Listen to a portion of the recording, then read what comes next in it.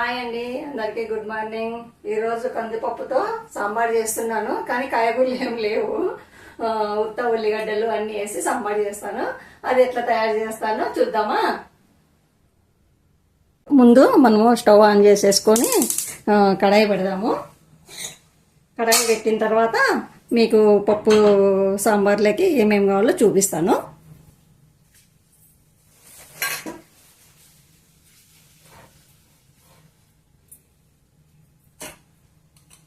Oil వేస్తున్నాను. ఇక్కడ oil వేడైతుంటుంది, అంతలేక మనము సాంబార్లోకి ఏమేమి కావాలో చూసుకున్నాము. ఆయిల్ వేడైతుంటుంది, మనము సాంబార్లోకి ఏమేమి కావాలో చూద్దాం. కందిపప్పు ఉడికించి మెత్తగా రామి పెట్టుకున్నాను. ఇట్లా ఇది చింతపండు జ్యూస్ చేసి పెట్టినాను. కొంచెము సాంబార్ పొడి, ఎల్లిపాయ, ఎండుమిర్చి, ఉల్లిగడ్డలు, పచ్చిమిర్చి, కరివేపాకు, ఆవాలు, జీలకర్ర, కట్ చేసిన టమోటా. ఆయిల్ వేడైంది, ముందు ఎల్లిపాయ వేస్తున్నాను.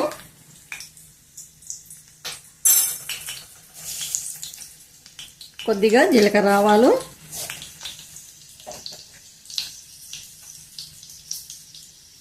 ఎండుమిర్చి, ఇప్పుడు కరివేపాకు.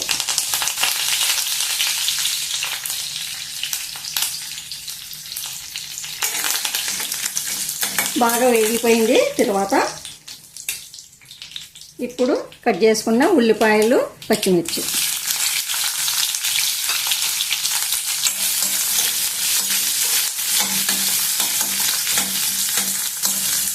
కొద్దిగా మగ్గనిద్దాము. ఉల్లిపాయలు కొంచెం కలర్ వచ్చేంత వరకు మగ్గనిద్దాము. సిమ్లోనే ఉంచుకోండి, ఎక్కువ పెద్ద మంట పెట్టద్దండి. ఉల్లిపాయలు తొందరగా కలర్ వచ్చేస్తాయి కానీ మగ్గవు. కొంచెం కలర్ వచ్చినాయి కదా, ఇప్పుడు టమోటా కూడా వేసుకున్నాము.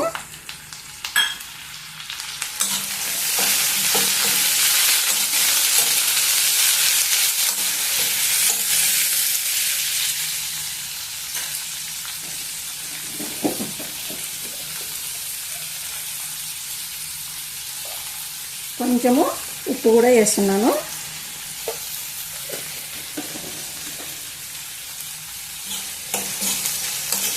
ఉప్పు వేస్తే కొంచెము టమోటా, ఉల్లిపాయలు తొందరగా మగ్గుతాయి, అందుకోసమని కొంచెమే వేసినాను. కొద్దిసేపు మగ్గనిద్దాము.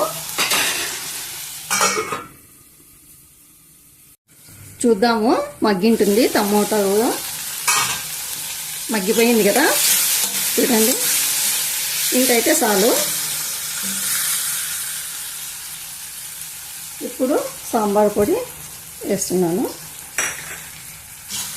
ఇది కూడా కొంచెం సేపు మగ్గనిద్దాము.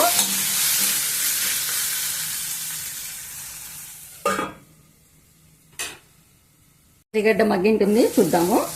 మగ్గిపోయింది, బాగా మగ్గింది కదా.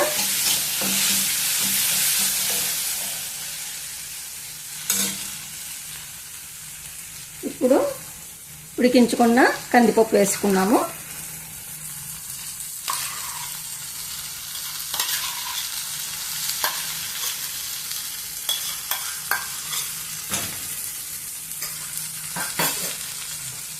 దానితో పాటు చింతపండు రసము,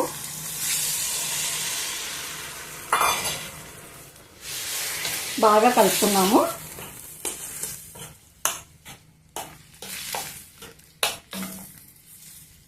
బాగా కలిపాను. గట్టిగా ఉంది కదా, ఇది పప్పులాగా ఉంది, కానీ మనం సాంబార్ కదా చేసేది, కాబట్టి దీంట్లోకి ఒక గ్లాసు నీళ్ళు వేస్తున్నాను.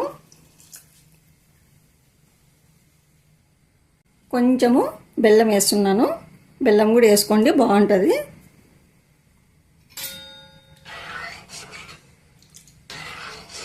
ఇప్పుడు మనము ఉప్పు కూడా చూసుకున్నాము. ఒకసారి ఉప్పు చూసుకొని ఉప్పు కూడా తగినంత వేసుకున్నాము.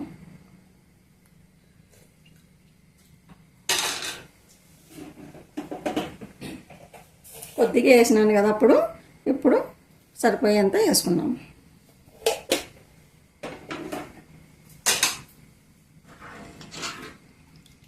ఈ సాంబారు ఇడ్లీకి, వడకు, మామూలుగా అన్నంలోకి అన్నిట్లోకి కూడా బాగుంటుంది. ఇట్లా చేసుకుంటే మీరు ఒకరోజు ఉదయం ఇడ్లీలోకి చేసుకున్నారనుకోండి, ఇదే సాంబార్ని ఏదన్నా ఆలు ఫ్రై అట్లా చేసుకొని ఈ సాంబార్ని మనం అన్నంలోకి కూడా తినచ్చు. చాలా బాగుంటుంది. మీరు కూడా తయారు చేసుకొని నాకు కామెంట్ ఒకటి పెట్టండి. అంతా సరిపోయింది. ఇంకా ఉడకబెడదాము పప్పుని, సాంబార్ని.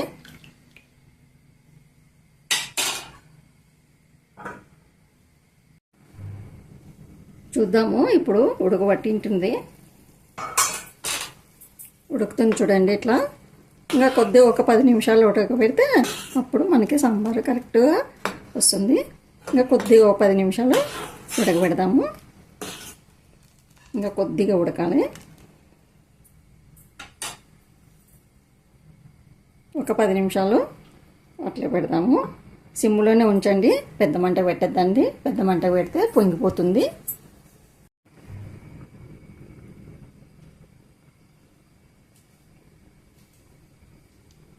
సాంబారు బాగా ఉడికింటుంది. చూద్దాం.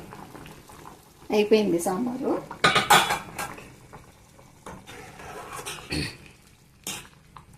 ఇట్లా ఉంటే ఇంకా ఆరిపోయినా కూడా గట్టిగా కాదనమాట. లేదంటేనే కొంచెం గట్టి చేసినామంటేనే ఆరిపోయేలాగా పప్పులాగా అయిపోతుంది. ఇట్లనే ఉండాలా.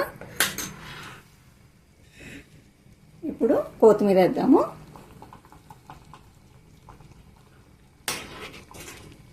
మంచి వాసన కూడా వస్తుంది, ఉడికిన వాసన సాంబారు. ఇట్లా చేసుకొని మీరు కూడా చూడండి, ట్రై చేయండి ఒకసారి. అందరూ చేసుకునేది నార్మల్గా, నేను చేస్తున్నాను కాబట్టి చూపిస్తున్నాను అంతే.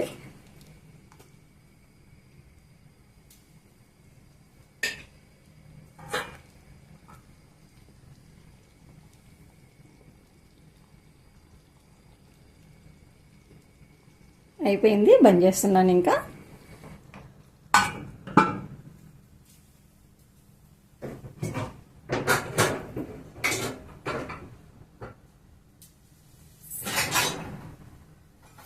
సండే స్పెషల్ పప్పు సాంబార్, కోడిగుడ్డు కూర. చూసినారు కదండి, కందిపప్పుతో సాంబార్ నేను ఎట్లా తయారు చేసినానో.